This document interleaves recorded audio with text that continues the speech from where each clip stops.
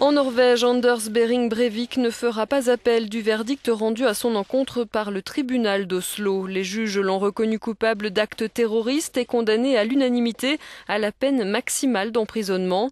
Pour le tribunal, Anders Behring Breivik était donc sain d'esprit et responsable de ses actes lorsqu'il a massacré 77 personnes en juillet 2011. Anders Behring Breivik est condamné à la prison selon l'article 39C du Code pénal, énonce la présidente du tribunal, à une peine maximale de 21 ans, assortie d'un minimum de 10 ans. L'extrémiste de droite de 33 ans obtient donc satisfaction car il redoutait un internement psychiatrique, ce qui aurait, selon lui, discrédité ses actes et son idéologie xénophobe. Sourire aux lèvres, Anders Behring Breivik a conclu ses 2 mois de procès et cette audience d'environ 7h30 par une dernière provocation.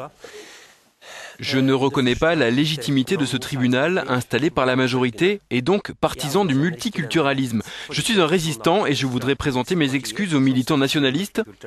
Pour ne pas avoir exécuté davantage de personnes, continue Breivik pour lui-même, son micro ayant été coupé. La présidente du tribunal le somme alors de se prononcer sur un éventuel appel. Pas d'appel, répond celui-ci avant de faire un dernier salut nazi. Le parquet prend lui aussi acte de la sentence. Anders Behring Breivik va donc passer les 21 prochaines années dans une cellule de la prison d'Ila, près d'Oslo.